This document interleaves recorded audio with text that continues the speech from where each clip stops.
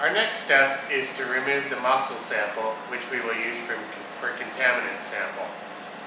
This is a bigger sample, and we will demonstrate a different technique to remove the mussel sample from this fish.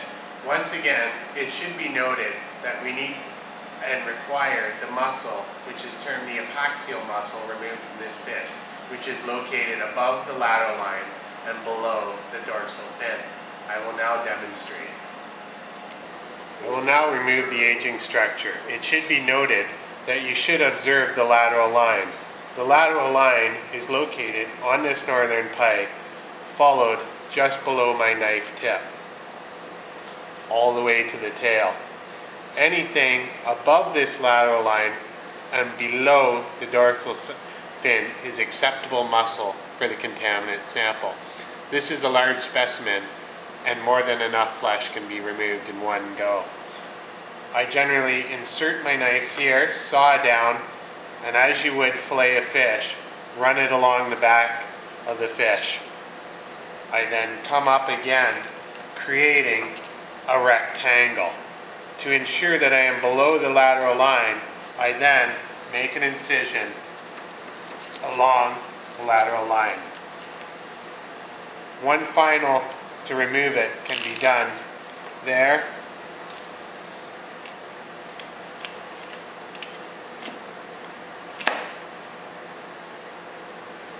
And that is a good size mussel sample. The easiest I find is give yourself a little bit to hang on to, insert the knife down as you would fillet a fish, run the knife along to create a skinless sample. We'll continue sampling our third fish that we have. We were unable to get any lake whitefish, but the main thing I want to show you in this demonstration is the removal of the otoliths, which are the ear stones of the fish, which are a very accurate aging structure. In terms of whitefish and walleye, this is the one we prefer to use. I will show you on this walleye. In terms of doing it for whitefish, however, the process will be the same. The otoliths are located in the same spot. The only difference between the walleye and the lake whitefish, which you will see, is probably just the gonads and the shape of the gonads. However, in the manual I gave you, there were some detailed photos of lake whitefish gonads in the stages of development, which I think should help you quite a bit. So we'll continue on, and I'll show you the processing and the removing of otoliths from walleye.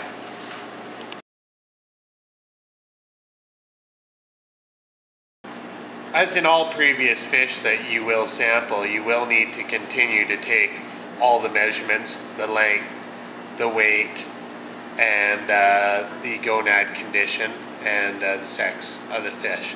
So I'm going to jump right ahead and go into the removal of aging structures. These are called otoliths, or ear stones of the fish, and these are the otoliths. These are the aging structures you require from lake whitefish.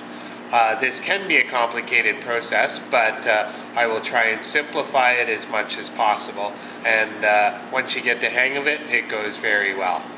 So first you want to turn the fish over and open the gill plates, and there's connection of the gills to the mouth right here. I just like to insert my knife in and sever that connection. The next step I like to do is insert the knife through here and then start to remove the gills. So I sever up first and then turn the knife and follow the gills all the way down. At this point, you can grab a hold of the gills and pull out. This one had a full stomach of very small yellow perch. As you run your knife along, you'll feel a hard bone-like structure, which essentially is an extension of the fish's spine. That bone-like structure is quite hard. You can see with the knife as I scrape it. You then want to make an incision through this bone. This bone is called the parasynoid bone, which I have indicated in the manual. You can put the knife right on the bone, keep the fish flat, and at this point, you're welcome to use two hands. 2 hands may be required on the bigger fish specimens. Press down on the knife, carefully rocking it back and forth until it goes through the fish. It is now through the fish. You can remove the knife at this point, and that bone is now severed. You can hold the fish with supporting your back hands, break it open to expose the middle of the otoliths, where the otoliths are located. This is then the tricky part, to find the otoliths.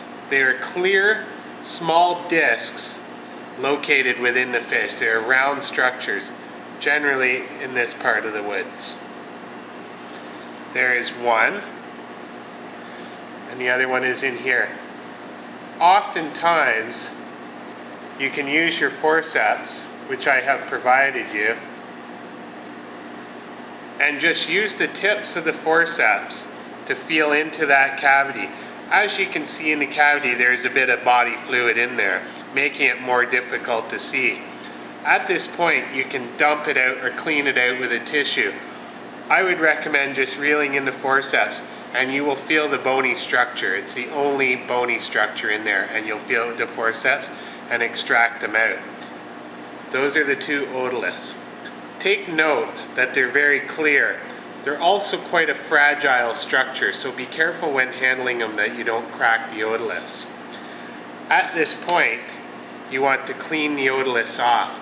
I would recommend doing it with a bare hand on the back of your hand. I will go later into exactly how to store these otoliths and how we'll record all the data from these fish. Step 6, perhaps the most important step of the bunch. We've collected our fish, we measured our fish. During processing of each individual fish, we need to record the data from that fish. I provided you with a yellow field book. That is a good place to record your field notes on it. The notes can be done in pencil, and the book is waterproof, so it can stand any sort of water, fish blood, anything along that lines, and the paper will still hold good. What I want to demonstrate to you is where to put all this fish data that we've collected and how to store it. Because this is what we're going to see, not the whole fish. So we need to ensure this data is as accurate as possible.